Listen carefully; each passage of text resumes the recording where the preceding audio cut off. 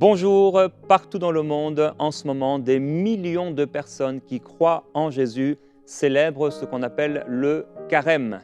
Le carême vient d'un mot qui veut dire 40, faisant référence aux 40 jours que le Seigneur Jésus-Christ a passé dans le désert.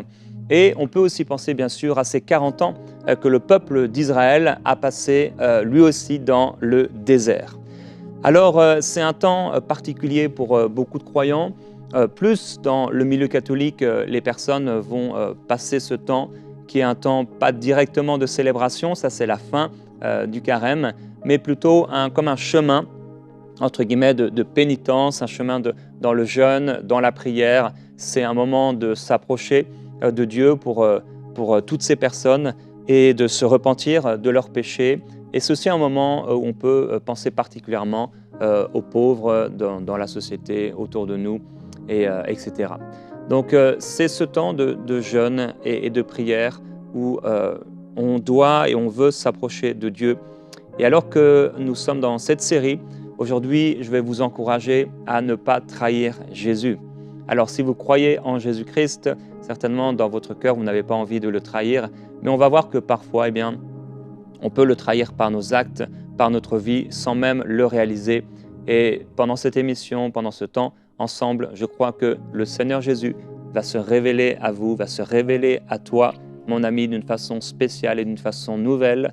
Et la présence de Jésus-Christ va venir te transformer alors que Jésus va lui-même t'enseigner au-delà de mes mots, au-delà de mes paroles. Et dès maintenant, je voudrais, pendant quelques secondes simplement, que tu puisses ouvrir ton cœur à la présence du Seigneur Jésus et peut-être fermer tes yeux et prier cette prière bien connue du Notre Père, ou tout simplement l'écouter avec Gordon et Julie qui sont là, et Julie qui va chanter ce chant. Ouvre-toi à la présence du Seigneur Jésus-Christ.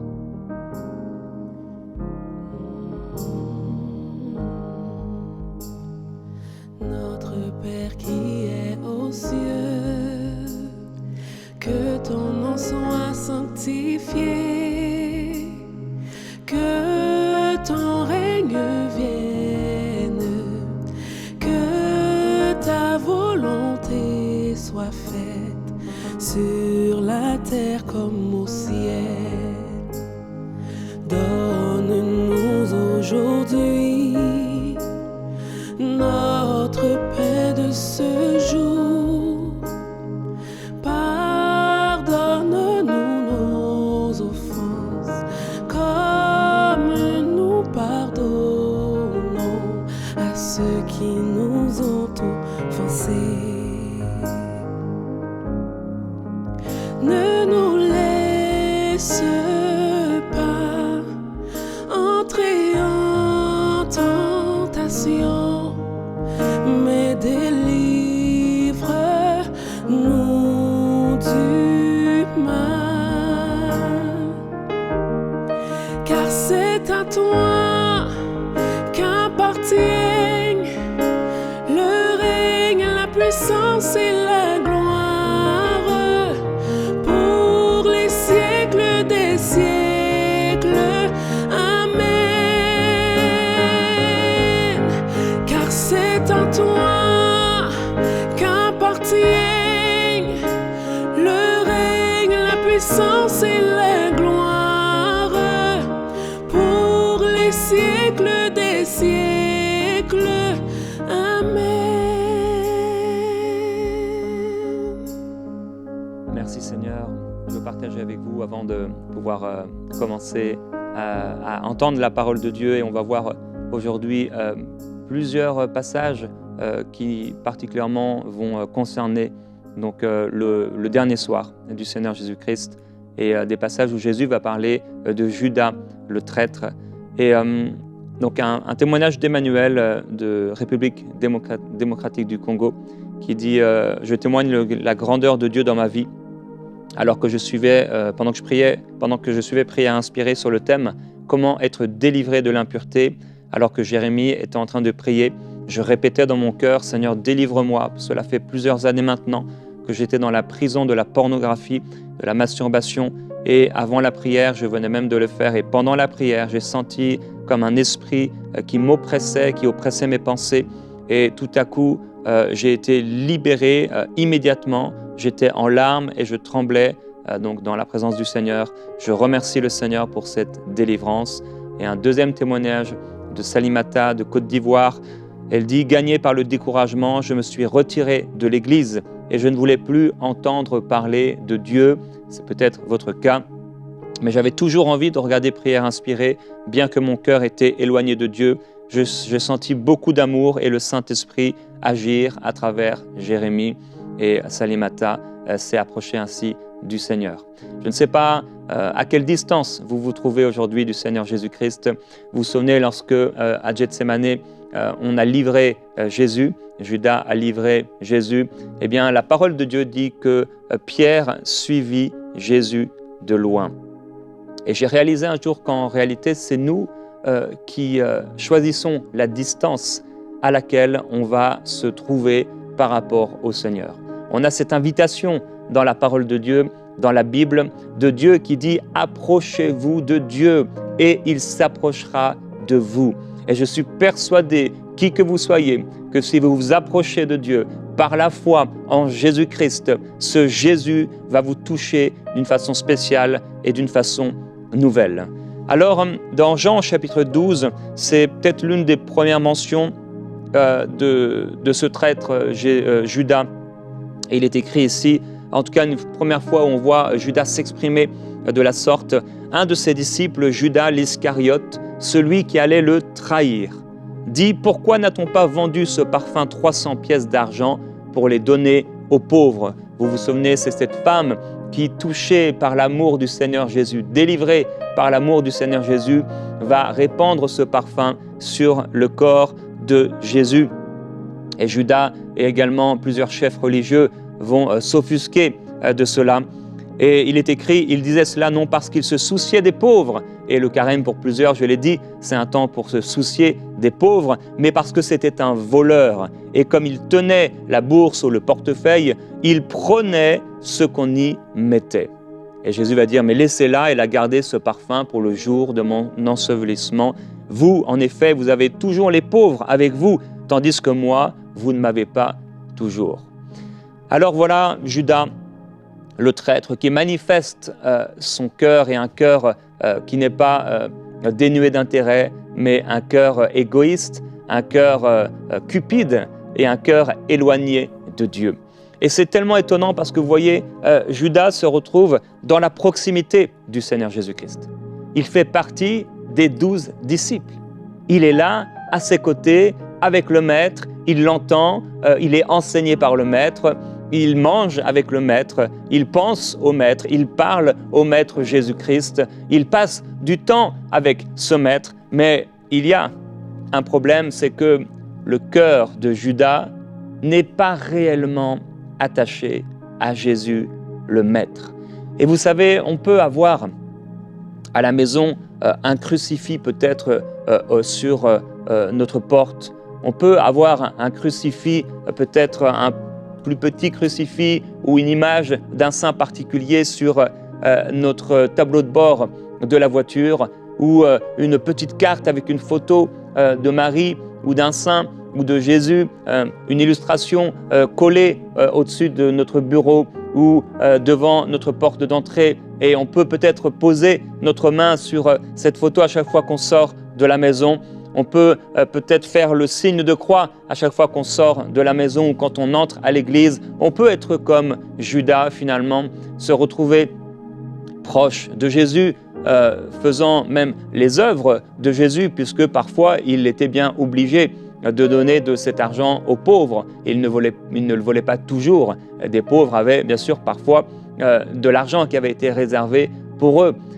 Mais le cœur de Judas était éloigné du cœur de Jésus. Et ça a été certainement progressif.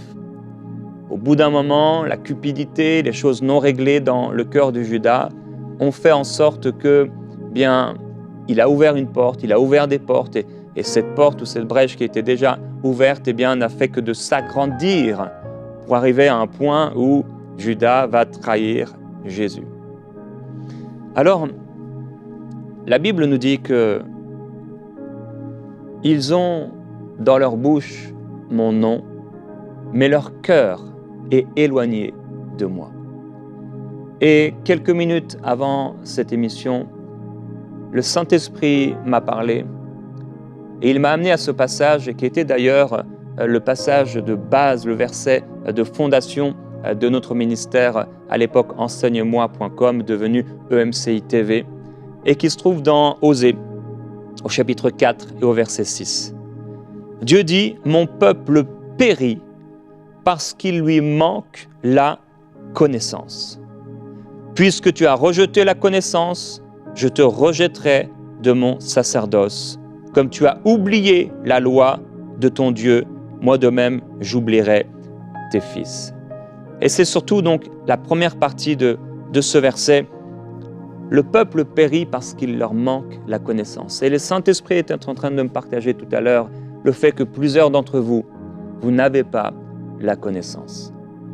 Et parce que vous ne lisez pas la Bible, mais vous écoutez seulement peut-être des messages d'un pasteur, d'un prêtre, de quelqu'un quelque part, d'une personne religieuse autour de vous, mais que vous n'allez pas vous-même scruter, chercher dans la parole de Dieu, dans les évangiles, dans les lettres de l'apôtre Paul qui sont bien sûr dans le Nouveau Testament. Et c'est là où nous retrouvons le mystère de l'Église révélé. C'est dans le Nouveau Testament que le Seigneur Jésus nous parle particulièrement à nous qui sommes l'Église, puisque dans l'Ancien Testament, il y avait différentes alliances. L'Ancien Testament n'est pas à jeter, je le médite, je le lis, j'aime énormément l'Ancien Testament, mais le Nouveau Testament, c'est là où Jésus-Christ se révèle, c'est là où on voit, comme jamais auparavant, l'amour du Père manifesté en chair, entre guillemets, et en os, incarné dans le Christ. Eh bien, ce Christ se retrouvait auprès de Judas, auprès des disciples, auprès des foules, et beaucoup de gens suivaient Jésus physiquement, mais sans le suivre de cœur. Et ce passage est marquant dans les évangiles où la Bible nous dit que la foule suivait Jésus, mais à un moment il se retourne vers la foule et il leur dit « Si quelqu'un veut me suivre, qu'il renonce à lui-même, qu'il porte sa croix et qu'ensuite il me suive. » Et j'aimerais te dire, mon ami, que porter sa croix, ce n'est pas se crucifier nous-mêmes ou porter un prix que Christ n'aurait pas porté, parce qu'en réalité, Jésus-Christ a payé le prix pour ton salut, et ce n'est pas en récitant des prières ou en faisant toutes sortes d'œuvres bonnes que tu seras rapproché de Dieu. C'est lui qui s'est approché de nous, même si nous avons cette invitation à nouveau, alors qu'il s'est approché de nous, de s'approcher de lui. Cela ne peut se faire que par la foi. Alors on pourrait répéter 150 fois la même prière tous les jours de notre vie sans que cela ne change quoi que ce soit dans notre cœur, puisqu'il faut prier avec foi. Et Jésus dit, en parlant à cette femme, « Mais l'heure vient, et c'est maintenant, où ceux qui adorent le Père, ceux qui s'approchent du Père, ceux qui prient, ce ne sera plus à Jérusalem ou sur cette montagne, mais Dieu cherche des adorateurs en esprit et en vérité. » Ce que Dieu cherche, ce n'est pas des prières toutes faites. Ce que Dieu cherche, ce n'est pas des dogmes et des principes religieux. Ce que Dieu cherche, ce n'est pas tes œuvres religieuses, personnelles, qui viennent peut-être de ton bon cœur. Tu veux faire des choses, mais ce que Dieu cherche en toi, c'est un cœur qui lui appartienne. C'est un adorateur, c'est que ta vie reflète ce que tu crois, ta vie reflète le message de Jésus-Christ et que tu puisses le connaître. Et tellement de personnes entendent la parole du Seigneur Jésus, peut-être chaque dimanche ou à chaque fois qu'ils vont à la messe ou à l'église, mais ils ne vont pas puiser dans la parole de Dieu. Goûtez et voyez combien Dieu est bon, combien la parole de Dieu est bonne. Et ils se laissent simplement raconter l'histoire. Mon frère, ma sœur, mon ami, ne te laisse pas raconter l'histoire, mais va toi-même lire, méditer et puiser dans l'histoire de Christ qui est plus qu'une histoire. Il est l'histoire de l'humanité, il est le Fils de Dieu révélé et manifesté, et il n'y a pas d'autre sauveur que lui. Il est le seul médiateur entre Dieu et les hommes, Jésus-Christ, le Fils de Dieu, le seul qui est mort sur la croix et qui a pris ta place, qui a pris ma place sur la croix, afin que nous soyons réconciliés avec le Père. Nos propres œuvres ne pourront jamais nous sauver. J'ai parfois rencontré des personnes et leur posé la question, si aujourd'hui vous mouriez et que Dieu vous demandait face à lui, pourquoi devrais-je te laisser entrer au ciel ? Eh bien, qu'est-ce que vous allez lui répondre ? Et beaucoup des personnes à qui j'ai posé cette question me disaient, eh bien, je lui dirais, Seigneur, j'ai essayé de faire le mieux, j'ai essayé de faire le bien, j'allais à l'église, je priais, mais mon frère, ma sœur, cela ne fait pas de toi un enfant de Dieu. Ce qui fait de toi un enfant de Dieu, c'est de devenir une nouvelle créature. C'est que l'Esprit de Dieu habite dans ton cœur et te fasse naître de nouveau. C'est la grande révélation que Jésus-Christ a apporté à Nicodème, ce chef religieux qui voulait plus. Oh, je prie que tu puisses vouloir plus, mon ami, plus de Jésus, plus de qui il est. Et même si peut-être tu dois sortir des traditions comme Nicodème a sorti des traditions et aller voir Jésus de nuit parce qu'il sentait dans son cœur que Jésus-Christ était plus qu'une tradition, il était plus qu'une religion, il était plus que des dogmes, il était plus que des traditions religieuses, il était le Fils de Dieu et il pouvait vivre, son cœur voulait vivre quelque chose avec ce Jésus-Christ et il a été le voir de nuit, en cachette, pour que les autres ne le voient pas. Et il a eu un face-à-face avec le Seigneur Jésus-Christ qui lui a donné l'une des plus grandes révélations qui n'ait jamais existé. Tu dois naître de nouveau, tu dois naître d'eau et d'esprit pour entrer dans le royaume de Dieu.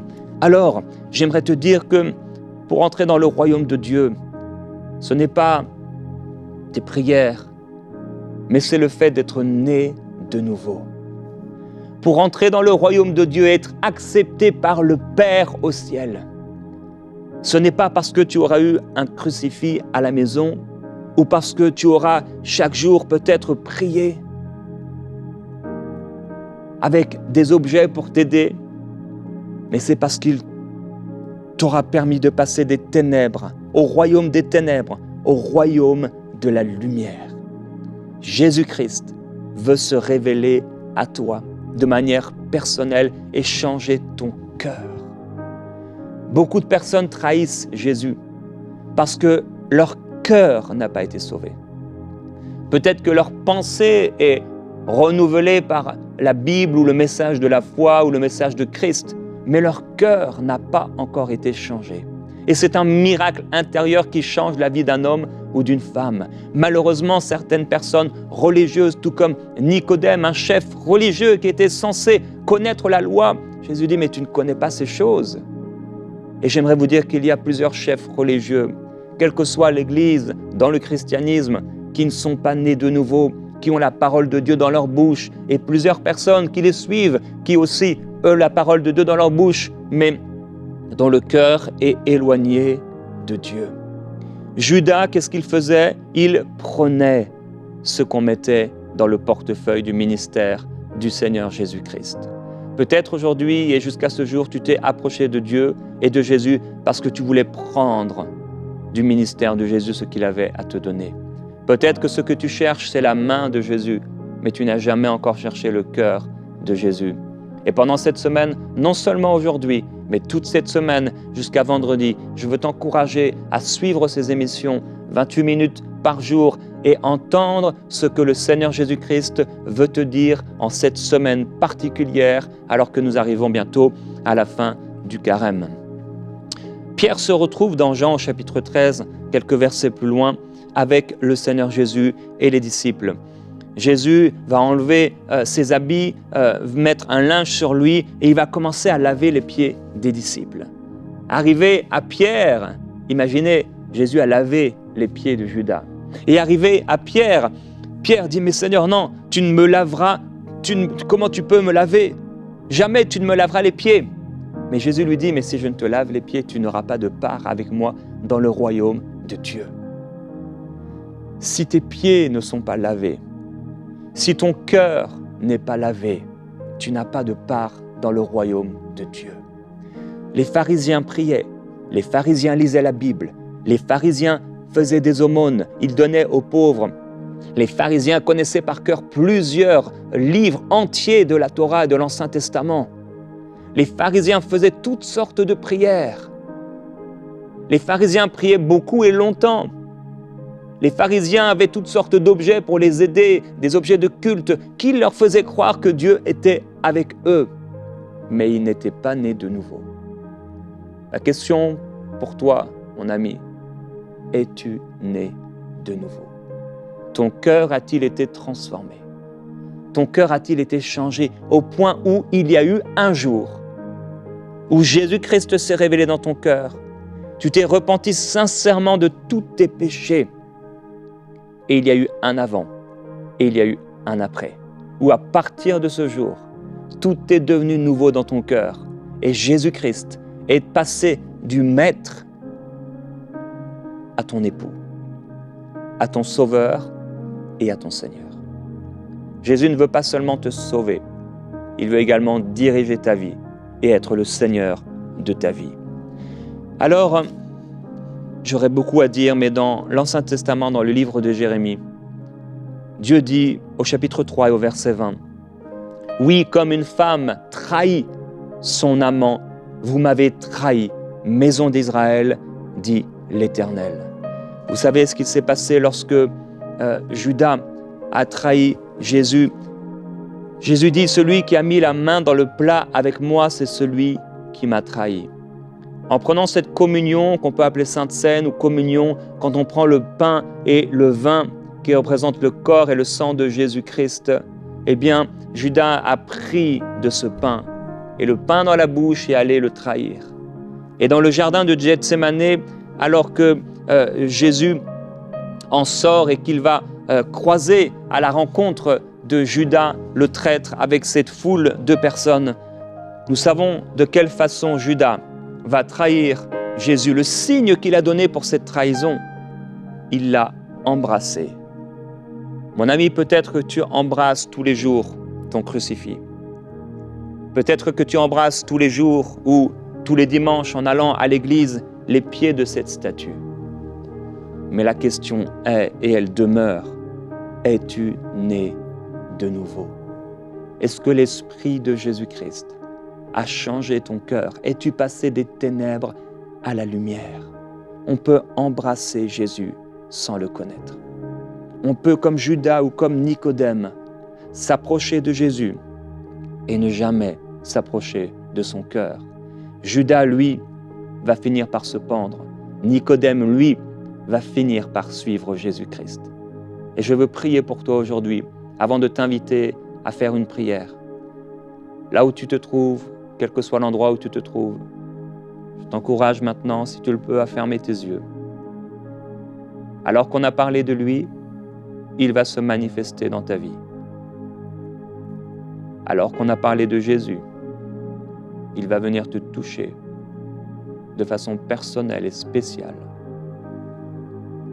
Merveilleux Jésus-Christ, je prie pour cette personne qui a entendu ta parole et dont le cœur brûle à l'intérieur.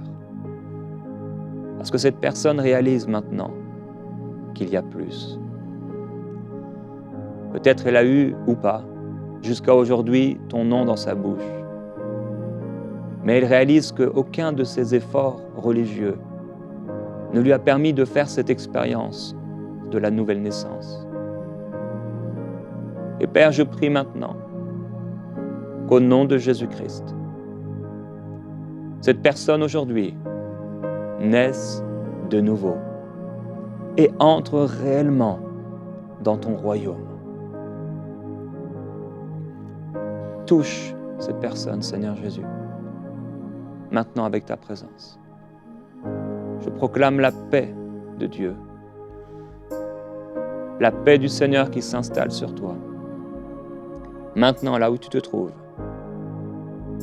reçois simplement. Tu peux peut-être lever les mains vers le Seigneur Jésus-Christ comme un signe d'abandon, un signe de foi également. Merveilleux Jésus, que ta présence maintenant touche cette personne.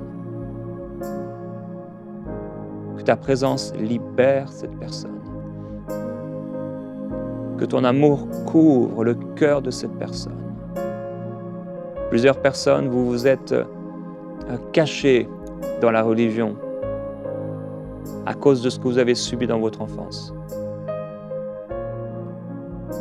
Et le Seigneur Jésus aimerait que vous puissiez vous cacher maintenant en lui. Et je prie que le Seigneur Jésus-Christ se manifeste à toi de manière personnelle et guérisse ton cœur et libère ta vie de tout fardeau, de tout joug, de tout poids religieux et surtout du poids des péchés. Et je veux t'inviter maintenant, alors que tu as les yeux fermés, à faire cette prière après moi.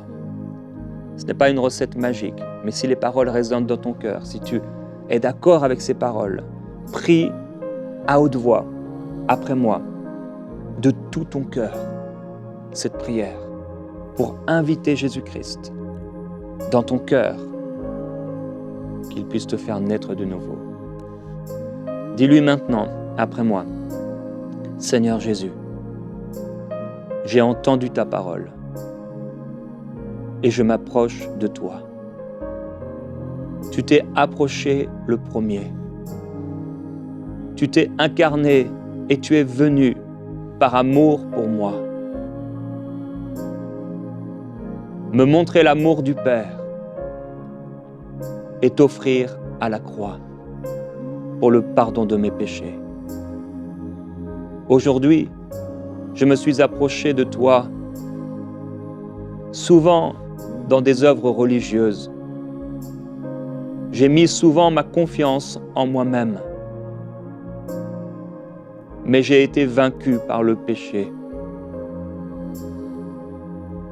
Je réalise aujourd'hui que je ne peux me sauver moi-même. Ni mes prières, ni mes bonnes œuvres ne pourront me sauver. À partir d'aujourd'hui, je renonce à mes œuvres propres, humaines, charnelles, religieuses. Mais je m'approche de toi par la foi. Je te demande pardon pour tous mes péchés et d'avoir imaginé que j'avais en moi la capacité de me sauver par mes efforts. Et je te demande d'entrer dans mon cœur. Je réalise que toi seul peux me sauver, que toi seul peux me donner la vie éternelle. Et aujourd'hui, je m'approche de toi avec cette simple foi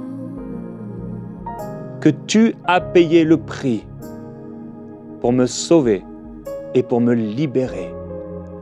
Fais-moi passer à partir d'aujourd'hui du royaume des ténèbres au royaume de la lumière. Fais-moi naître de nouveau. Fais-moi devenir une nouvelle créature. Et libère-moi du pouvoir du péché et du pouvoir satanique. Que plus jamais j'ai quelque chose de commun avec les œuvres du diable. Et qu'à partir d'aujourd'hui, mon cœur soit purifié. Lave-moi aujourd'hui. Purifie-moi aujourd'hui. Sauve-moi aujourd'hui. Merveilleux Jésus-Christ.